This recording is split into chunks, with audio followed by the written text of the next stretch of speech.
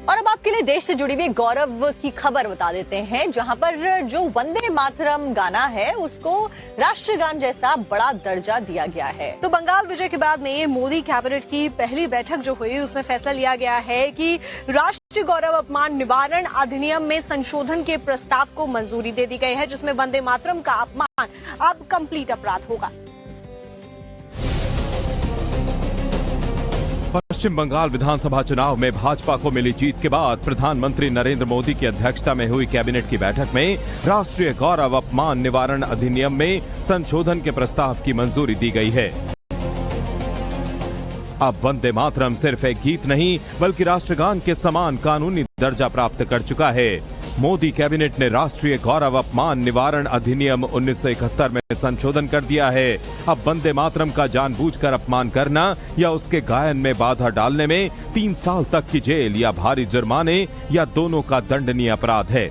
इस मौके पर केंद्रीय मंत्री अन्नपूर्णा देवी ने एक्स पर अपने पोस्ट में कहा, प्रधानमंत्री नरेंद्र मोदी के नेतृत्व में लिया गया ये निर्णय भारत की सांस्कृतिक पहचान, राष्ट्रवाद और राष्ट्र पहले की भावना को मजबूत करता है।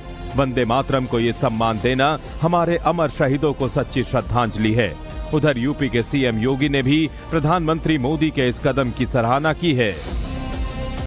वहीं एआईएमआईएम प्रमुख असदुद्दीन ओवैसी ने मई 2026 में वंदे मातरम को राष्ट्रगान जन गण मन के बराबर कानूनी दर्जा देने के सरकारी प्रस्ताव का कड़ा विरोध किया है।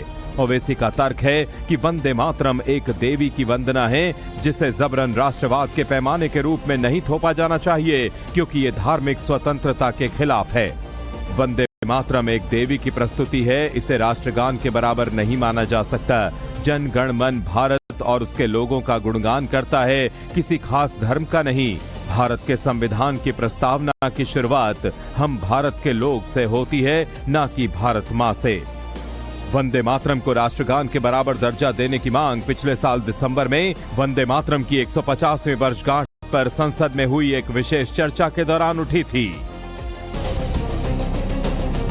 पश्चिम बंगाल विधानसभा चुनाव में भाजपा को मिली जीत के बाद प्रधानमंत्री नरेंद्र मोदी की अध्यक्षता में हुई कैबिनेट की बैठक में राष्ट्रीय गौरव अपमान निवारण अधिनियम में संशोधन के प्रस्ताव की मंजूरी दी गई है। अब वंदे मातरम सिर्फ एक गीत नहीं बल्कि राष्ट्रगान के समान कानूनी दर्जा प्राप्त कर चुका है। मोदी कैबिनेट ने राष्ट्रीय गौरव अपमान निवारण अधिनियम 1971 में संशोधन कर दिया है। अब वंदे मातरम का जानबूझकर अपमान करना या उसके गायन में बाधा डालने में 3 साल तक की जेल या भारी जुर्माने या दोनों का दंडनीय अपराध है।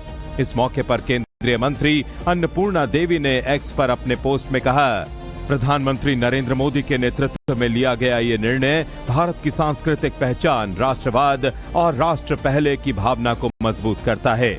वंदे मातरम को ये सम्मान देना हमारे अमर शहीदों को सच्ची श्रद्धांजलि है।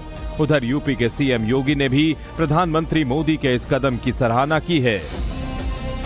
वहीं एआईएमआईएम प्रमुख असदुद्दीन ओवैसी ने मई 2026 में वंदे मातरम को राष्ट्रगान जन गण मन के बराबर कानूनी दर्जा देने के सरकारी प्रस्ताव का कड़ा विरोध किया है।